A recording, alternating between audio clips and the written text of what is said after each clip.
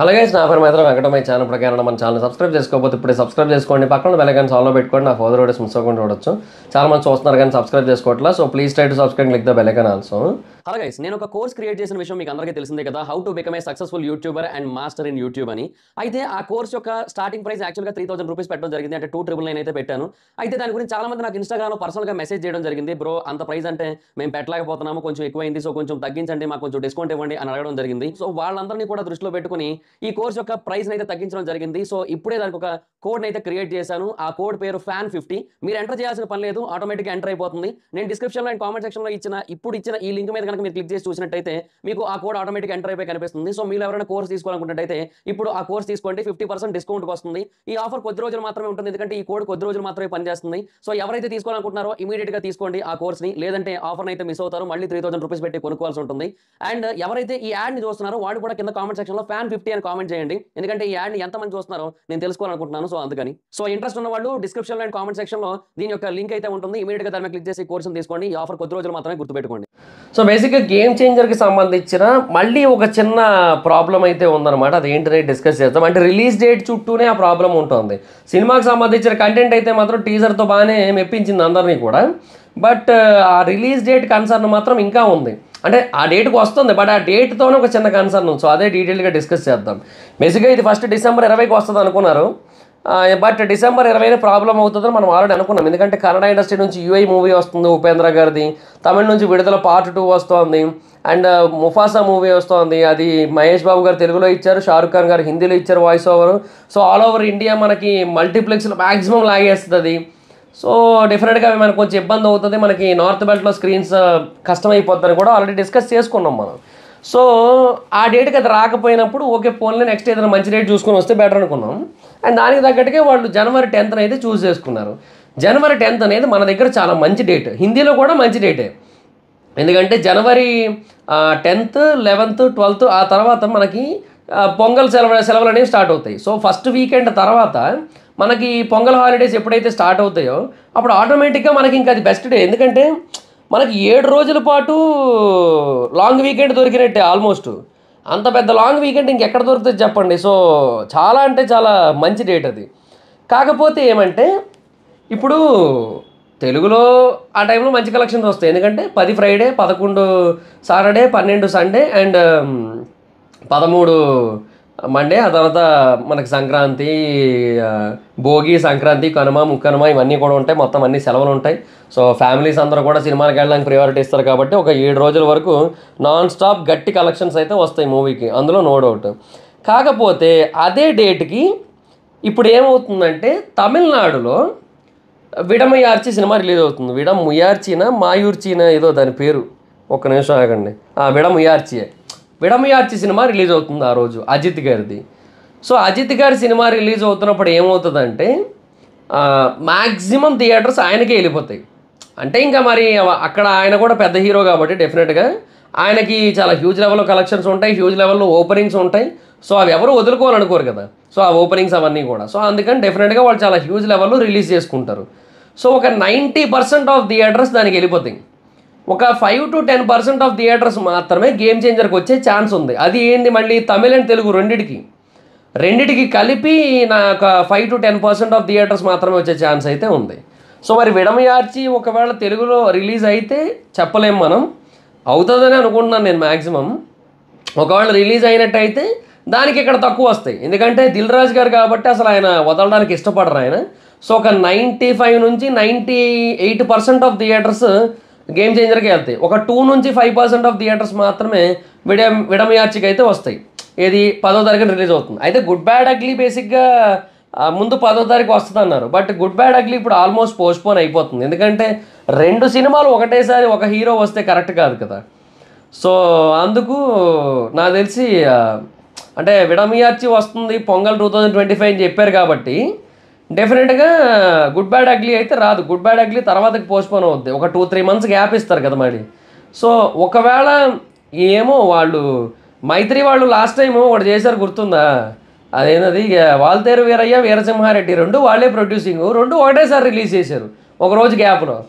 So అదే అంటున్నా. So maybe ఈసారి కూడా అట్లాగే ఒకటే హీరో 2 సినిమాలు రిలీజ్ చేస్తారో ఏమో మరి తెలియదు, మ్యాక్సిమం చేయరని అనుకుంటున్నాను నేను. బట్ అట్లా చూసుకున్నా కూడా మనకి తమిళనాడు థియేటర్స్ అనేవి ఎఫెక్ట్ అయిపోయాయి ఇక్కడ ఆల్రెడీ. ఓకే, అదొక పాయింట్. తర్వాత రెండోది ఏంటంటే ఇప్పుడు తెలుగు విషయానికి వచ్చినట్టయితే తెలుగులో మనకి ఆ తర్వాత డాకు మహారాజ్ 12వ తారీఖు వస్తుంది. 12వ తారీఖు అంటే ఆదివారం రిలీజ్ అవుతుంది అది.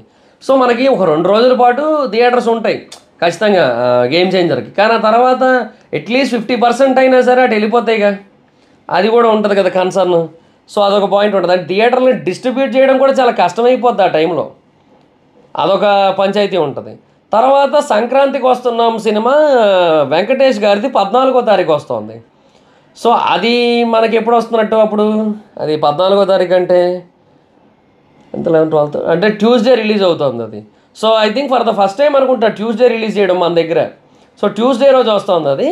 అండ్ అఫ్కోర్స్ ఇంకా తర్వాత అంతా పొంగల్ హాలిడేస్ కాబట్టి డెఫినెట్గా దానికి లాంగ్ రన్ ఉంటుంది, నో డౌట్. కాకపోతే ఏమంటే ఆ రోజు మరి దానికి ఉంటాయి, డాకు మహారాజ్కి ఉంటాయి, గేమ్ చేంజర్కి ఉంటాయి. ఇది కాకుండా మళ్ళీ మజాకా వస్తుంది అంటున్నారు. ఏమో నాకు డౌటే, ఎంత పెద్ద కాంపిటీషన్లో మజాకా అంటే కొంచెం కష్టమే రావడం. ఇంకా మరి ఇంకేమో మరి ఇంకా చూద్దాం మరి ఇంకేమవుతుందో పరిస్థితి.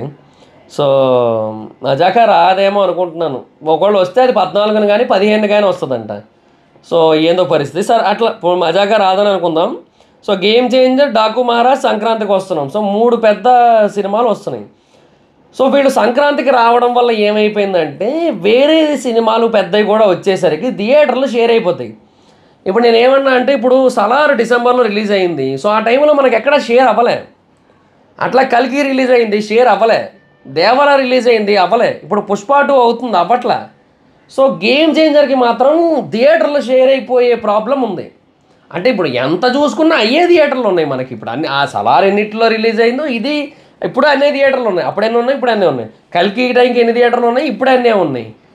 దేవరా టైంకి ఎన్ని ఉన్నాయి, ఇప్పుడు అన్నీ ఉన్నాయి. మహా అయితే 1-2 మల్టీప్లెక్స్లు యాడ్ అయినాయి హైదరాబాద్లో, అంతే. అంతమించి చేయట్లేదు కదా. సో నేనేమన్నానంటే సింపుల్, డెఫినెట్గా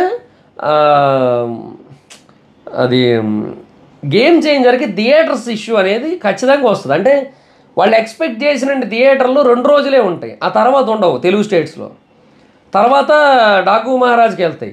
ఆ డాకు మహారాజు వచ్చిన 2 రోజులకి సంక్రాంతికి వస్తున్నాం వస్తుంది. వెంకటేష్ గారు ఇప్పుడు బేసిక్గా ఫ్యామిలీ ఆడియన్స్ వెంకటేష్ గారికి కూడా గట్టిగానే ప్రియారిటీ ఇస్తారు కదా. సో అదొకటి ఉంటుంది, అట్లా ఉందన్నమాట పరిస్థితి. సో అక్కడ మళ్ళీ రిలీజ్ డేట్ ఇష్యూ వస్తుంది అక్కడ. సో వీళ్ళు ఎక్స్పెక్ట్ చేసినన్ని స్క్రీన్స్ రావట్లేదు. సో ఇదొక పంచాయతీ. అండ్ తమిళ్ బేసిక్గా శంకర్ గారి సినిమా కదా. సో తమిళనాడు నుంచి కొంచెం బెటర్ కలెక్షన్స్ వస్తాయి. అండ్ RRRతో వీళ్ళు కూడా కొంచెం అక్కడ వరకు రీచ్ అయ్యారనే బేసిస్ ఉన్నప్పుడు అక్కడ కలెక్షన్స్ ఎక్స్పెక్ట్ చేస్తాం. బట్ ఇప్పుడు థియేటర్లే ప్రాపర్గా రావు మనకి. సో అదో పంచాయతీ. ఓ 10% థియేటర్లు వచ్చినా తక్కువే అది. మనకు కనీసం ఒక 30 to 40% థియేటర్లో పుల్ చేయగలిగితే బెటర్ ఉంటుంది. కానీ అవ్వదు కదా ఇప్పుడు అజిత్ గారి సినిమా రిలీజ్ అవుతున్నప్పుడు, అదొక ప్రాబ్లం ఉంది. సో అటు ఆ మార్కెట్ దగ్గర కూడా ఇబ్బంది అవుతుంది. హిందీ సైడ్ మనకి పెద్దగా ప్రాబ్లం అయితే లేదు, ఎందుకంటే హిందీ సైడ్ మనకి ప్రస్తుతానికైతే ఎట్లాంటి పంచాయతీలు కూడా లేవు. సో దానివల్ల హిందీ సైడ్ మనకి మంచిగానే స్క్రీన్స్ అయితే దొరుకుతాయి. అది టాక్ మీద డిపెండ్స్, అది యాజ్ ఆఫ్ నో అదనమాట పరిస్థితి. సో ఎందుకంటే జనవరిలో చూసుకుంటే కన్ఫర్మ్డ్ సినిమాలు రిపబ్లిక్ డేకి స్కై ఫోర్స్ వస్తుంది, సంక్రాంతికి మాత్రం గేమ్ చేంజర్ ఒకటే వస్తుంది, ఇంకే సినిమాలు లేవు అక్కడ. అంటే అంతకుముందు పుష్ప 2 రిలీజ్ అవుతుంది కాబట్టి పుష్ప 2 ఇంకా ఆడుతూ ఉంటుంది. ఎందుకంటే చావా ఏమైపోయింది, అది ఫిబ్రవరికి పోస్ట్పోన్ అయిపోయింది. సో పుష్ప 2కి చాలా హ్యూజ్ లాంగ్ రన్ ఉంటుందని వాళ్ళకి ఐడియా ఉంది, ఎందుకంటే స్త్రీ 2కే ఉంది కదా. సో స్త్రీ 2కే ఉన్న టైంలో పుష్ప 2కి దాన్ని మించిన హైప్ ఉంది. అసలు అక్కడ సింగిల్ స్క్రీన్ థియేటర్లో ఓనర్స్ కానీ డిస్ట్రిబ్యూటర్లు కానీ వాళ్ళు ఎవరు ఇవ్వమనేస్తున్నారు వీటికి, మేము పుష్ప 2 ఆడించుకుంటాం అంటున్నారు. సో అందుకు చాలా పోస్ట్పోన్ అయిపోయింది కాబట్టి ఫిబ్రవరి దాకా. సో రిపబ్లిక్ డేకి స్కై ఫోర్స్, సో ఇవే ఉన్నాయి కాబట్టి పెద్దగా ప్రాబ్లం అయితే లేదు. అది కూడా అక్షయ్ కుమార్ సినిమా. సో నాకు కొంచెం డౌటే.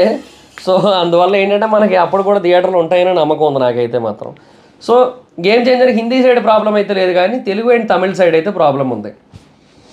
అండ్ మరి ఇక ముఫాసా అప్పటికి కూడా ఆడుతూ ఉంటుంది, పుష్ప అప్పటికి కూడా ఆడుతూ ఉంటుంది. ఆ తర్వాత ఇంకేమున్నాయి ఆ టైంకి హిందీలో, ఇంకంతే ఈ రెండు అప్పటికి కూడా కొన్ని థియేటర్స్ హోల్డ్ చేస్తే కానీ ప్రాబ్లం లేదు. ఎందుకంటే పుష్ప అప్పటికి వచ్చి 1 month దాటిపోద్ది, ముఫాసా కూడా వచ్చి 2 వీక్స్ దాటిపోద్ది కాబట్టి అసలు పెద్ద ప్రాబ్లం ఏం లేదు. 20 డేస్ దాటిపోద్ది కదా. అది 20వ తారీఖున వస్తుంది, ఇది 10వ తారీఖు. సో మధ్యలో 21 డేస్ ఉంది, 3 వీక్స్ అవుతుంది. సో ప్రాబ్లం లేదు. సో కొన్ని థియేటర్లు ఏవో లైక్ మల్టీప్లెక్స్లో కొన్ని, ఐమాక్స్లో కొన్ని అట్లా వెళ్ళిపోయినా మిగతావన్నీ కూడా గేమ్ చేంజర్కి బాగానే ఉంటాయి. సో హిందీ సైడ్ బాగానే దొరుకుతుంది రిలీజ్. ఎటు వచ్చి పంచాయతీ ఏంటంటే తెలుగు అండ్ తమిళ్. సో మరి చూద్దాం మరి వీటిని ఎలా పుల్ చేస్తారు దిల్ రాజు గారు ఏంటి అనేది we have to wait and watch అనమాట. సో అది గైస్ మరి సినారియో. సో దాట్స్ గైస్, మీరేమనుకుంటున్నారు? ఏదైనా కొంచెం ఎఫెక్ట్ పడుతుంది అనుకుంటున్నారా? నాకైతే లైట్గా ఒక 5 to 10% ఎఫెక్ట్ పడుతుందేమో అనిపిస్తుంది నాకు గేమ్ చేంజర్కి. అంటే నాకు రావాల్సిన దాంట్లో ఒక 10% తగ్గుతుందేమో కలెక్షన్స్లో అనే ఫీల్ వస్తుంది నాకు ఈ తెలుగు అండ్ తమిళ్ రిలీజుల వల్ల.